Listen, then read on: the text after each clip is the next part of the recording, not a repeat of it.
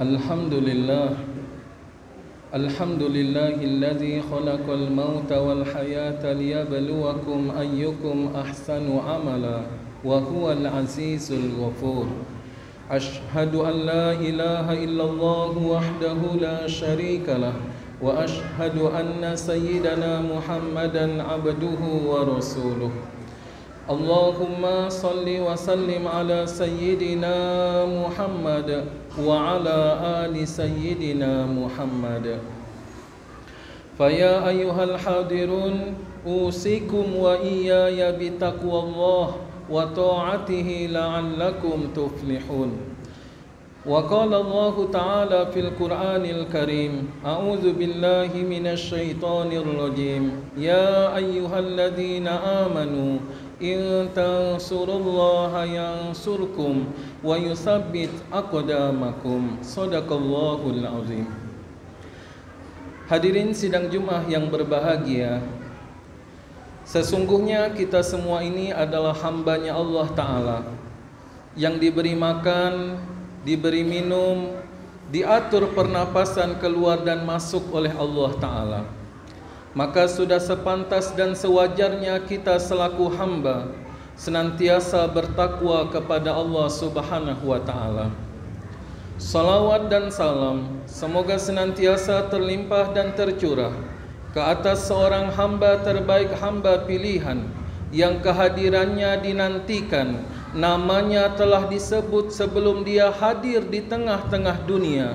Beliaulah yang mulia Rasulullah sallallahu alaihi wasallam. Allahumma salli ala sayyidina Muhammad wa ala ali sayyidina Muhammad. Hadirin sidang Jumat yang berbahagia, pada kesempatan ini khatib akan menyampaikan sebuah khutbah dengan judul 5 zaman yang telah dijanjikan oleh Allah Ta'ala. Para jemaah sidang Jumat yang berbahagia, di dalam kitab Miskol, hadis riwayat Imam Ahmad, beliau menyebutkan satu hadis dari baginda Rasul. Apa yang baginda sebutkan? Sesungguhnya Allah Ta'ala menjadikan dunia itu dengan 5 zaman. Setelah 5 zaman itu berakhir, maka berakhirlah dunia ini. Ditutuplah kehidupan dunia itu. Langit-langit akan jatuh ke bumi, planet-planet bertabrakan, bumi akan hancur, manusia akan berterbangan seperti anai-anai. Apakah zaman itu? Yang pertama Nabi sebutkan zamanun nubuwah, zamannya para nabi. Zaman para nabi dimulai dari Nabi Adam alaihi salam, dan zaman ini ditutup oleh Allah Ta'ala dengan wafatnya baginda yang mulia Rasulullah sallallahu alaihi wasallam. Sehingga siapapun yang mengaku dirinya sebagai nabi, maka pantas untuk didustakan. Tinggal 4 zaman. Zaman yang kedua, Nabi sebutkan setelah zaman para nabi berakhir, Allah akan menghadirkan zaman kedua, namanya zaman khilafah. Zaman yang dipimpin oleh Khulafaur Rasyidin, para pemimpin yang diberi petunjuk dan dibimbing oleh Allah. Zaman kedua ini, kata ulama, hanya berlalu lebih kurang 30 tahun. Dimulai dari zaman Sayyidina Abu Bakar As-Siddiq radhiyallahu anhu dan wafatnya Sayyidina Ali karramallahu wajhah. Tinggal 3 zaman. Zaman yang ketiga, Nabi sebutkan Allah akan menghadirkan zaman al-mulku, yakni zaman kerajaan-kerajaan. Dimulai dari Bani Umayyah dan jatuhlah kerajaan Turki Utsmani pada tanggal 3 Maret 1924 Masehi. Hadirin, dengan jatuhnya kerajaan Turki Utsmani, maka berakhirlah zaman al-muluk atau zaman kerajaan. Dan zaman al-muluk itu telah meninggalkan kita. Hampir-hampir tinggal beberapa bulan usianya genap 100 tahun.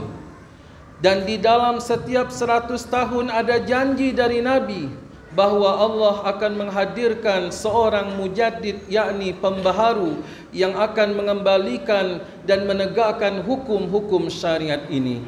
Inilah yang dinantikan oleh para ulama kita pada tahun 2024. Tinggal 2 zaman.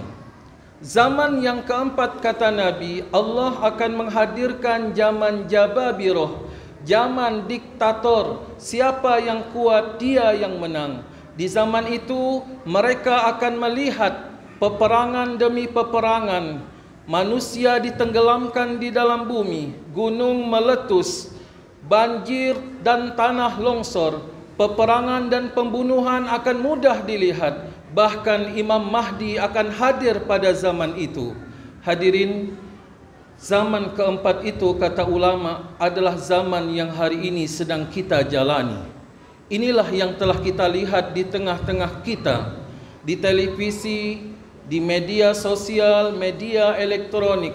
Peperangan terjadi terus demi terus, hinggalah nanti satu masa, kata para ulama, satu daerah yang disebut Armageddon, akan terjadi peperangan besar yang ketiga, yang kita kenal dengan Perang Dunia Ketiga, atau dikenal dengan Malhamatul Kubro, perang yang besar.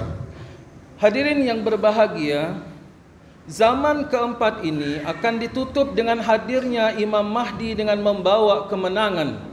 Dan di awal itu pula masuklah zaman kelima, zaman penutup yang Nabi sebutkan zaman ala min haji ala nubuwah, yakni zaman di mana Islam kembali pada zaman kejayaannya. Akan tetapi kejayaan itu tidaklah lama, hanya berkisar beberapa tahun, lalu akan berdiri satu kerajaan, satu kekuatan yang akan menghancurkan kembali umat Islam. Lalu umat Islam lari dari satu tempat ke tempat lain, sampailah pada saatnya Allah mendatangkan satu angin, yang dengan sebab angin itu seluruh orang yang memiliki iman walaupun sekecil debu, Allah Ta'ala akan wafatkan mereka. Dan tiada yang celaka kecuali orang yang melihat datangnya hari kiamat. Hadirin sidang Jumat yang berbahagia, zaman sudah semakin dekat meninggalkan kita. Zaman yang disebutkan Nabi hampir-hampir berakhir. Kita tidak tahu, bisa jadi kita tidak ketemu dengan hal-hal yang disebutkan Nabi, tapi bisa jadi anak-anak kita, keturunan-keturunan kita, cucu-cucu kita, merekalah akan melihat apa yang telah Nabi sebutkan. Bukankah Nabi telah menyebutkan banyak hal? Salah satu di antaranya Nabi sebutkan, sebelum datangnya hari kiamat, kamu akan melihat dan menyaksikan bahawa di Mesir akan turun tumbuh-tumbuhan, akan tumbuh-tumbuhan, dan salju telah turun di negeri Mesir.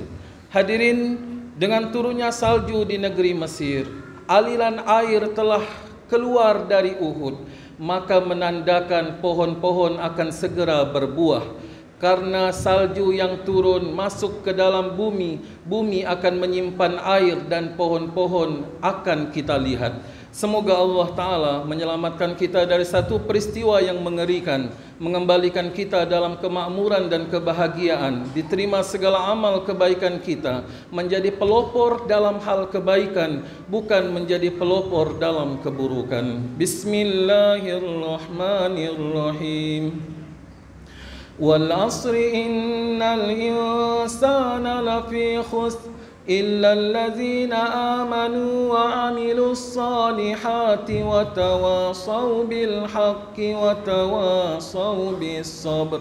بارك الله لي ولكم في القرآن الكريم ونفعني وإياكم من الآيات والذكر الحكيم وتقبل مني ومنكم تلاوته إنه هو السميع العليم.